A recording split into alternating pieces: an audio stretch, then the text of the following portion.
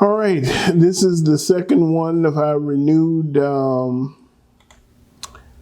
life cycle management selections, part two, which encompasses the themes of archiving and documentation, as well as appraisal and valuation. And this is Saturday, July 9th, 2022. We're going to go through a series over the next few months we went over the introduction and overview for life cycle collection management. We're going to go through purchase and acquisition, archiving and documentation is today's topic, as well as appraisal and valuation.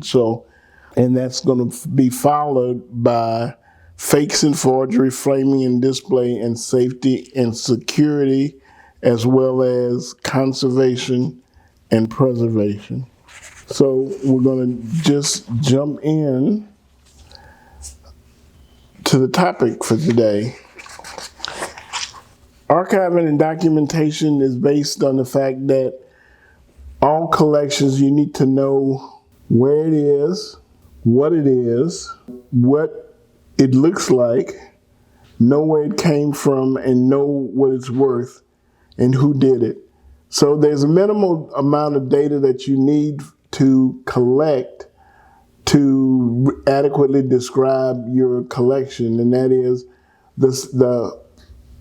on the screen, they are outlined in red. Creators, depending on your collection, you have the artist or an author if it's a book, and also if it's an editor for a series. So you need to know what the creator's name is. You need to know the title of the specific work. You need to know when it was done, the creation date. You need to know the medium, size, and you need to have images and photographs of the work. So that's all of those things are essential elements that you are going to have to record values for. I created for myself a table to collect the data on archiving and documentation on minimal data, so you can see that it has blanks for the creator, the title, the medium, the size, date, and notes. The notes are just anything that you realize that you're going to need later. The seller of the work,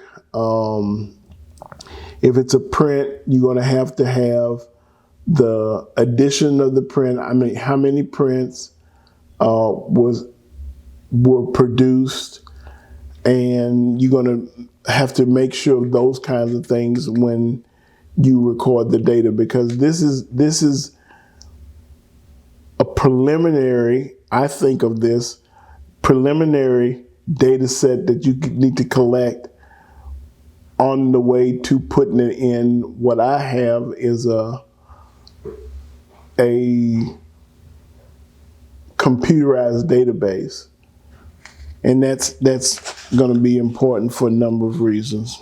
Documentation rules number one: creator names are important because all of these things have to be consistent. You know, if you have, for example, creator names, I have an artist that I think about all the time, Alvin C. Hollingsworth, okay?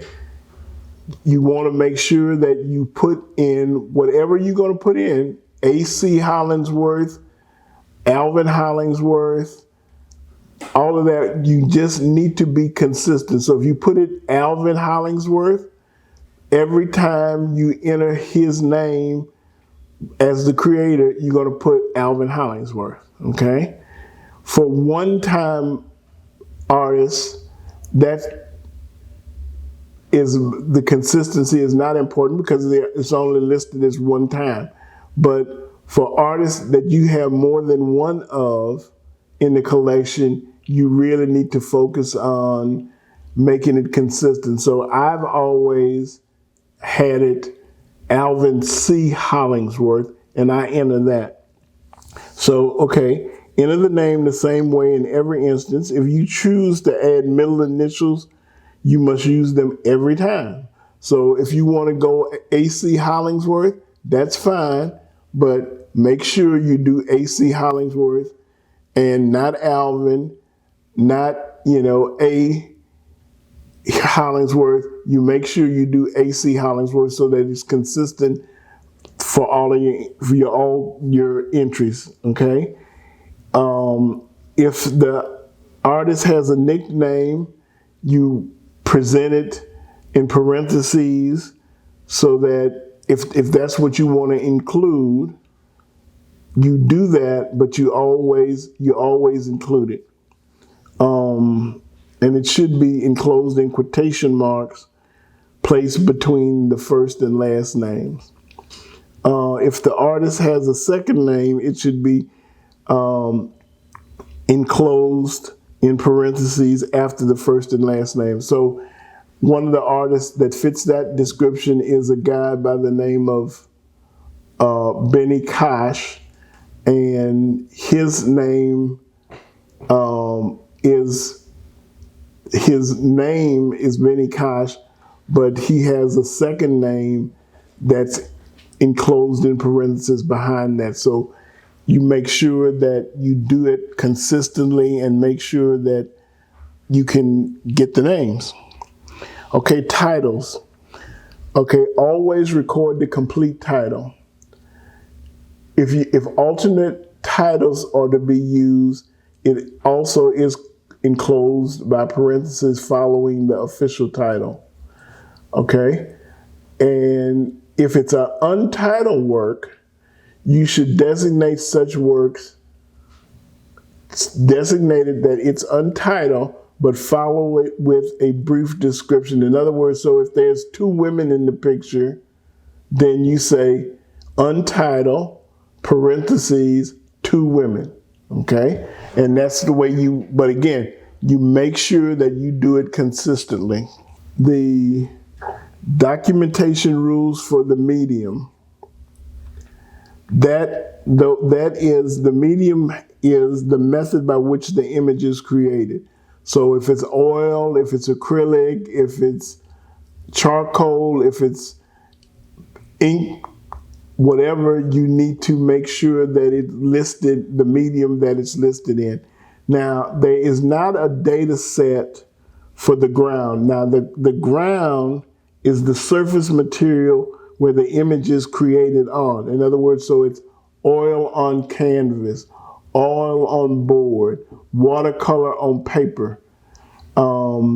Usually it's significant that you record the medium, and it's less significant what the ground is. But in general, I make sure that I record both of those items. So it's oil on canvas, oil on board, that kind of stuff. So you make sure that you can have as complete a description of the work as necessary. Prints should be, they're listed, but the technique used in the creation of the print is important. So if it's a liner cut, if it's a wood cut, if it's sugar lift technique, whatever, if it's a silk screen, you make sure that you record how this print was made. The medium is how the image was created. Mixed media need to have a full description of the techniques involved. And the two in my collection that have a whole lot of techniques are, one is a textile piece, the Monet Garden series, where Dinga McCannon captures with sequins,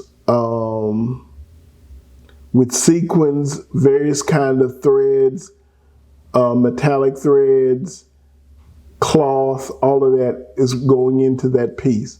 And then the other person that comes to mind readily is Martha Jackson Jarvis, and she has a multitude of items on the healer structure, like stones and fiber and dried grasses and other things that are so as complete as you can be. Describe the medium. Creation date is a little bit straightforward. The year the piece was created.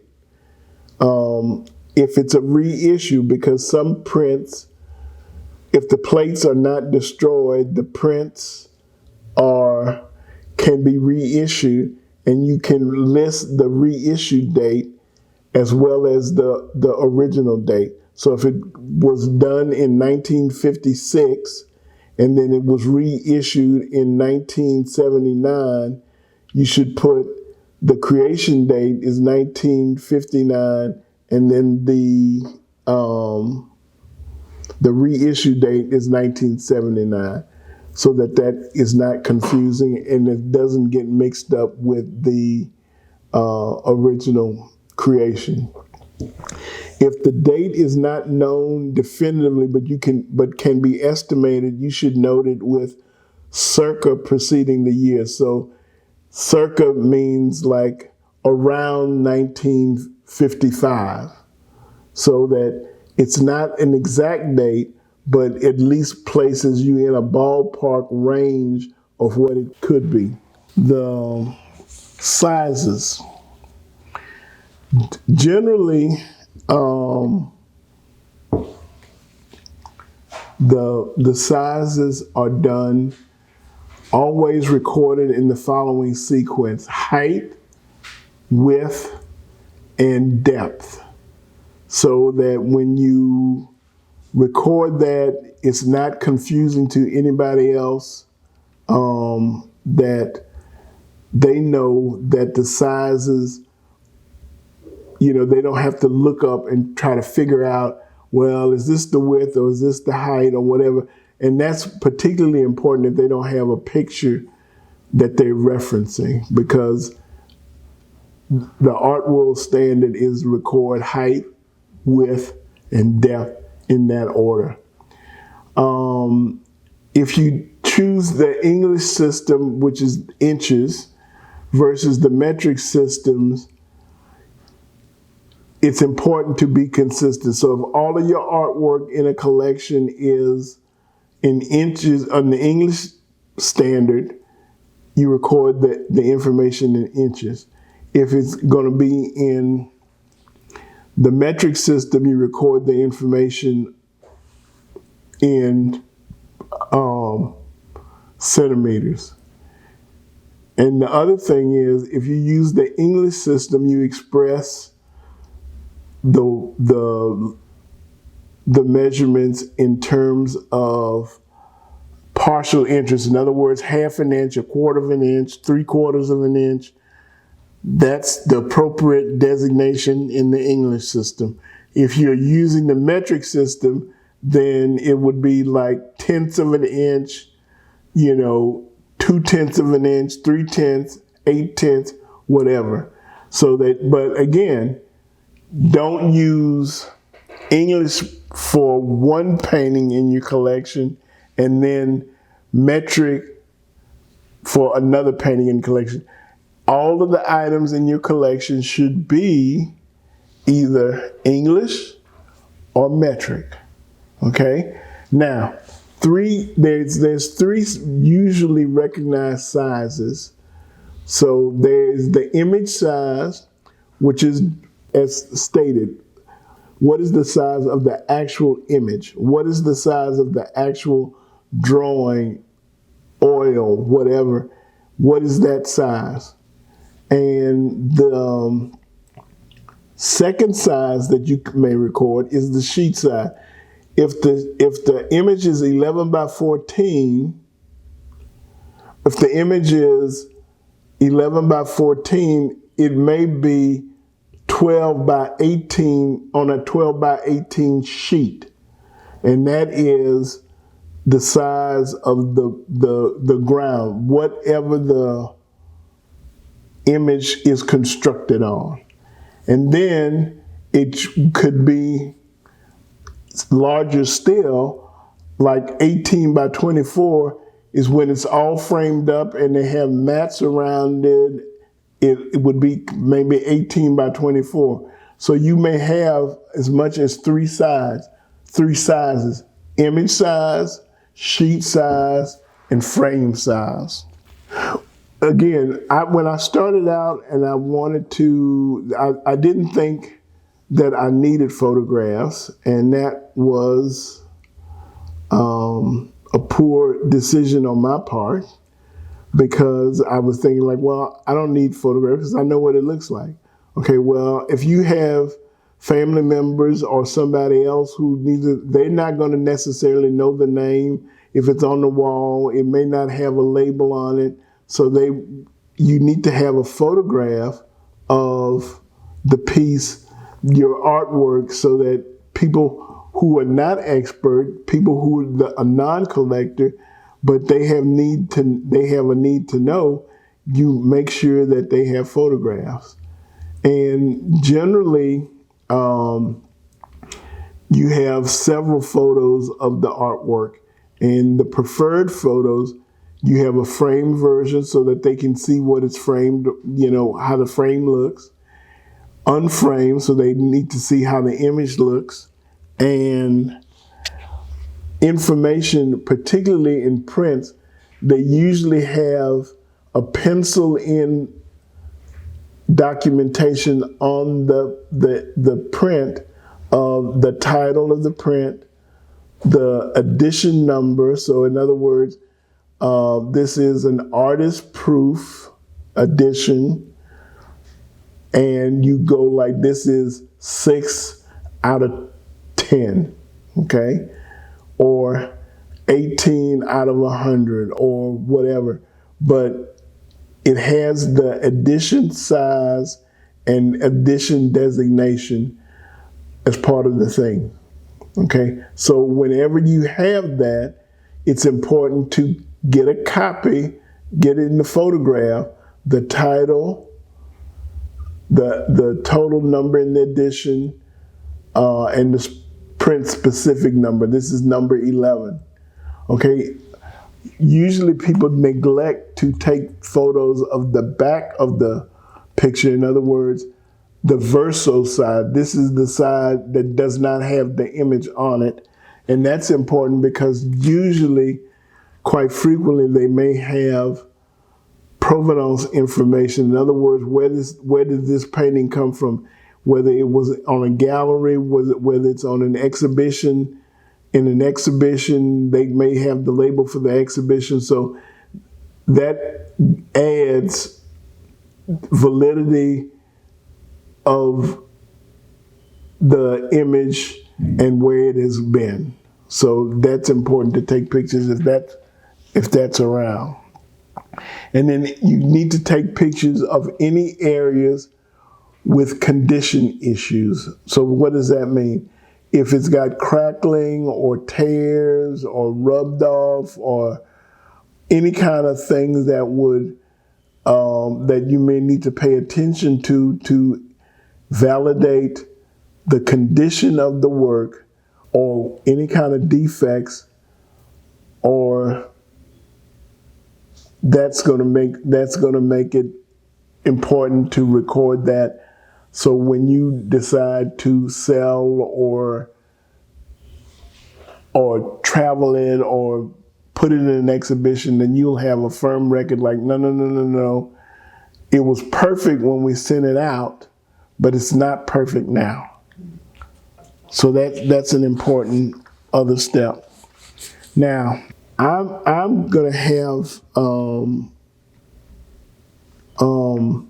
the archiving and documentation options.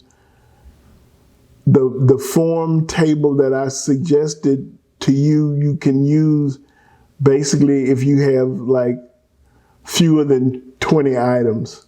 If you have more than 20 items, you need to think about getting a computer solution. In other words, you can replicate the form that I gave you on an Excel spreadsheet.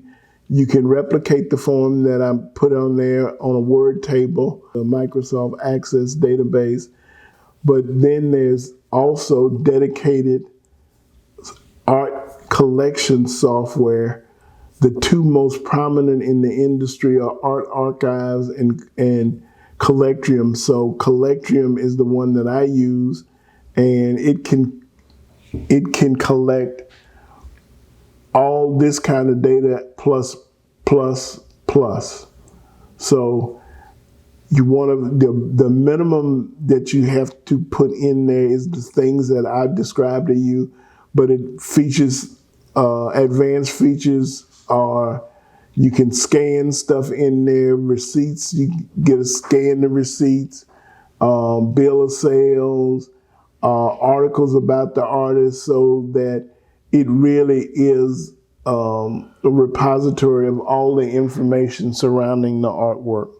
All right, appraisal and valuation. That's significant because part of the thing that we started out, well, how much is it worth? Valuation is a term that's used and it's unstructured because there are no rules around there. Anybody who is seeing painting, well, I wouldn't pay $5 for that. Well, it may be worth, $100, but they wouldn't pay $5 for it. So anybody who has an opinion can render a valuation. Now, that doesn't mean that the opinion of an expert and the fool are very different. An appraisal is a structured and regulated process that defined by government and commercial regulators who has the credentials to give an informed, fair, disinterested opinion of value by adhering to the standards predetermined by the appraisal process. Valuation just means like they thunk it up, okay? And I meant that specifically, thunk, not think. When should you get an appraisal? Okay, there are multiple times when you're going to get an appraisal because of you want to get insurance. When you have insurance, you want to get an appraisal because that's a key to managing the losses or damage claims. If you want to get a tax deduction by donating the work, settling a family member's estate. So if you have more than one child that you want to distribute some stuff to, that they will have a fair and equitable distribution. Selling or purchasing a work of art, you want to get, you want to make sure that you're getting a fair value for its current value. What you paid for it back in the day may be worth a lot more, sometimes a lot less than what you paid for it back in the day. So it's good to get values, get a valuation on the art current. And the market changes. Now, who can do an appraisal? A qualified appraiser. And the qualified appraiser, there are three groups that do appraisals. Professional groups, and we're going to go over that in the next one or two slides, that it is people who are part of a professional appraiser society, and that's what they do. Now, what specific knowledge about the kinds of objects in the collection?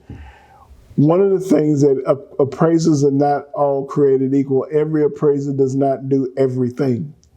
So I deal with my appraiser because 95+% of my collection is related to African American art. So she has particular expertise in African American art, as opposed to French Impressionists or Dada artists or surreal artists or all of that. So that is one thing you want to make sure that you get an appraiser that is familiar with the type of artworks that you have. And you may have to have more than one because one area does not translate to other areas. I went over the things previously for appraisal triggers. What should trigger an appraisal? And you should have acquire an appraisal before loss or damage occurs. So basically, you need to have a current appraisal, and current means within usually the past 3 years. Now the market can move faster than that, but at least you're gonna be in the ballpark for the artwork, for your artwork, if you have a current appraisal that's 3 years or less. Site visit, appraisers usually require eyes on. Sometimes it loosens up when they know how you set up and how you store your stuff, what condition that they're generally in. But if there's any question about the appraisal, the appraiser has to have eyes on it. And then the other thing is the purpose of the appraisal should be clear. In other words, and we're going to go over that, whether it's going to be fair market value, whether it's going to be insurance purposes, relative retail value, all of that. And you should determine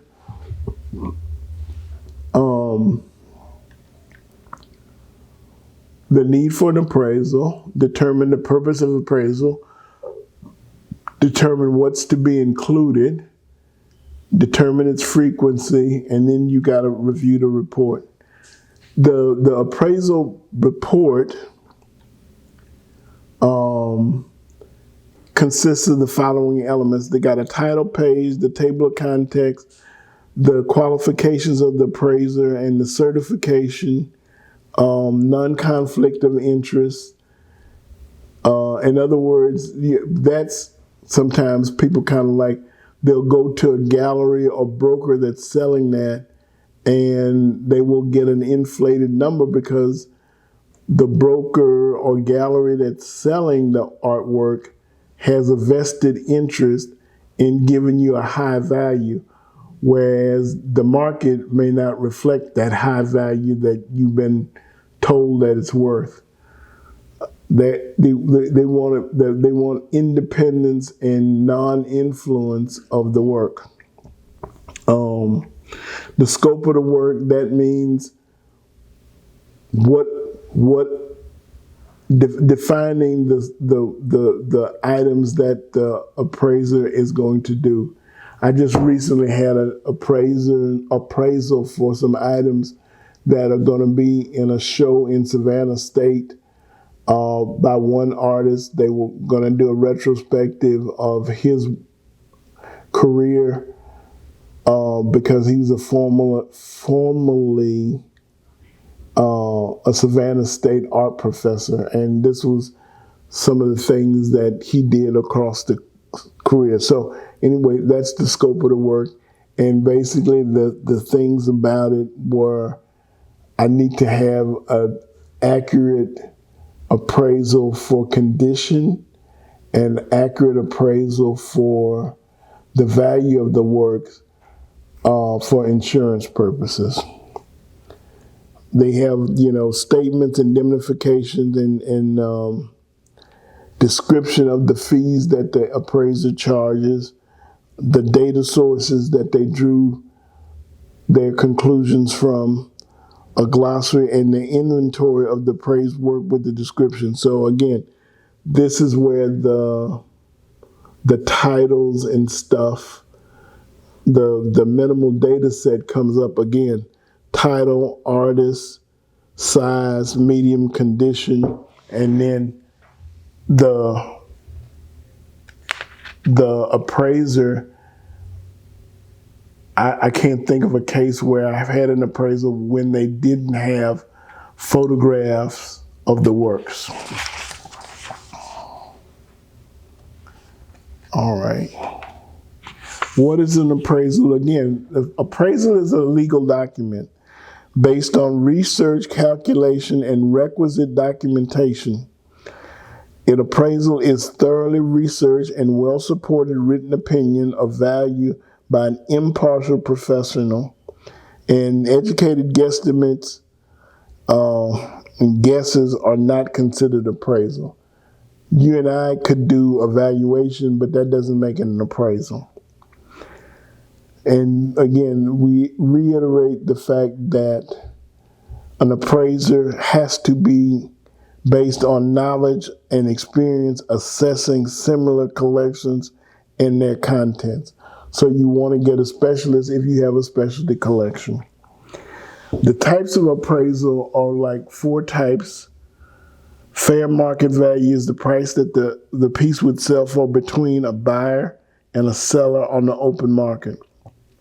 Fair market value is usually determined for charitable deduction, tax purposes, and equitable distribution of property, divorces, partnership dissolution, estate settlements, and so forth. Replacement value, that's basically insurance value. The cost it would require to replace the item with a similar work of equitable condition purchased in an appropriate marketplace in a limited amount of time. In other words, you don't have to wait 10 years to get your money. What it looks like right now on an open market, you don't have to go like to Slim Shady in the back of an alley to get it. It's not that. It's when reputable dealers, reputable sellers have it for sale at a price that you can get a comparable work for. So that's the replacement value is basically the insurance value, and it is the highest form of that, the highest value usually. Marketable value, what a buyer is willing to pay a seller with no obligation to transact. So that basically says that an offer, I get like, I think it's worth X, and I will offer you like $100. Now you may think it's worth $120 or $200, but I'm going to offer you $100, and people like me would be a range of offers that maybe averages out to $100, and that would be market value. Liquidation value, in other words, that's fire sale value. If you got to sell it because there's some bill is coming due or something, that's what it'd be worth to sell. And basically that's where you kind of can look for a deal in that for liquidation value. I mean, it's not going to be a good deal for you to get involved in it, but if you're looking to buy something, that may be a good deal for you to consider. Okay.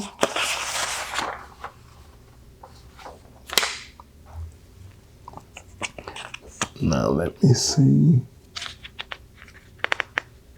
The valuation and appraisal factors. There's all kind of things that go into appraisal factors, and that is authenticity. But let me tell you a caveat. Appraisers are not authenticators. They presume that the article is what it appears to be. In other words, they assume that your Clementine Hunter is a Clementine Hunter. They assume that your Romare Bearden is a Romare Bearden. They assume your William Majors is a William Majors. They don't pass unless there's some kind of really glaring error. They don't go into that. They don't even mention it. Really, they don't even mention it. Okay, so if you want an authentication of the work, you have to go to an authenticator, and they have a research process that's totally different from the appraisal process. Quality, generally oil on canvas, oil are going to rate better than watercolor. Original is going to rate more than a print. So the medium that it was done on, how the image was constructed, all of that plays a role in the appraisal rating. Scarcity, one of a kind or one among many. So if it's usually multiples, as in prints, that's going to go, they're going to have appraised at a lower value than an original. Is it typical or atypical? If sometimes the work is typical, Bearden collages. So if it's a collage by Bearden, that is what he's known for, and that's going to rate higher than Bearden watercolors. If provenance, if you have a pedigree when you can trace the artwork back from the hands of the artist through the current buyer's hand, that is a kind of like generally in law enforcement, you would think of that chain of custody. Who had it last and what hands has it passed through until now? So if you have a unbroken chain of custody, that goes in your favor. Size, generally, bigger is better. Popularity, and that means that is the artist, it's kind of like airplay in music. Is it in heavy rotation? Is this artist promoted by publication, exhibition, online presence? Those are the things that will amp up the value. Historical significance. Is this person in the academic canon? Do art schools teach about them or whatever?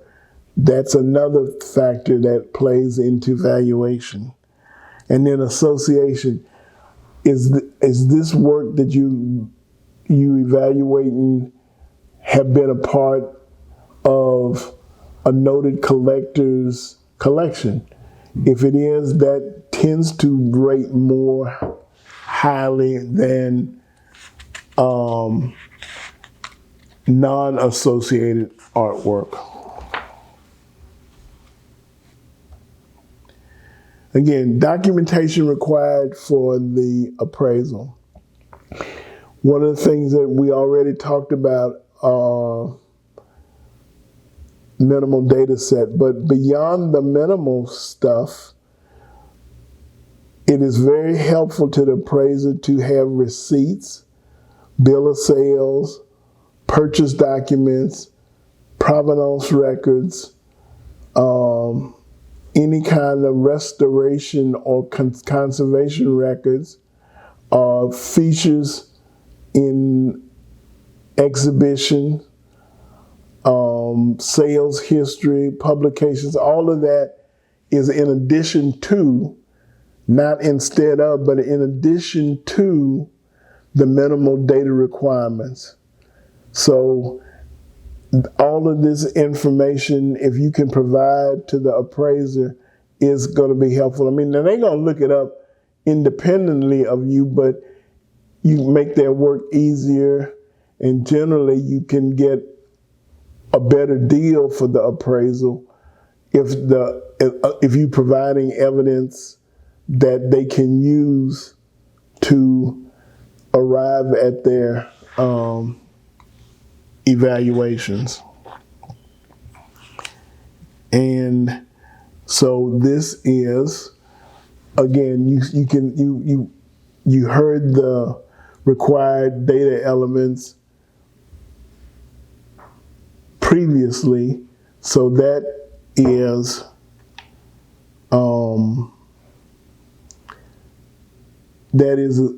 a way to make sure that you get the best from your appraiser by having all of these things in place if you have access to them. So that's important to have.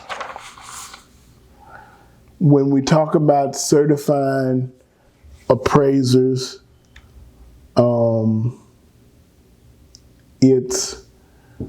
there are three appraisal certifying organizations: the American Society of Appraisers, the Appraisal Association of America, and International Society of Appraisers. And these are, the government does not license or certify appraisers, but the government does recognize these entities as the appropriate certifying organization for appraisers. And again, I want to emphasize that appraisers have different areas of expertise, and a specialist in African American art may not be an expert in Old Dutch masters. So you always need to inquire about specific skill sets or qualification and experience related to your collection's special needs. And again, part of it is we talked about briefly appraisal versus authentication. An appraiser assumes the work are authentic, and authentication requires a different skill set from an appraiser's. Provenance is the main thing that parallels authenticity, in the sense that if you can trace it back to the artist's hand, then that is proof that it is authentic. So you get qualified certificates of authenticity. Sometimes it's good, sometimes it's not good.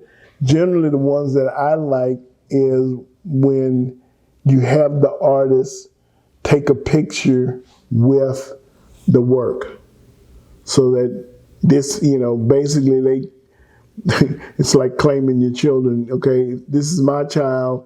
This is what I have produced, and that is a way of cutting through that. But sometimes people have certificates of authenticity that, all they have for proof is, a printer and the computer. And they will print up nice, very nice certificates that are not worth the paper that they're printed on. So things to look for in terms of authentication: gallery labels, artist verification statements, gallery receipt, media production, whether it's seen and recognize that this is the work of this artist. If they've talked about them in film, if there's part of the academic canon, the artists give talks about their work, and if it was mentioned in the work, all of that aids in making sure that you have the real McCoy. Provenance should also, if you have the names of prior owners, that's important.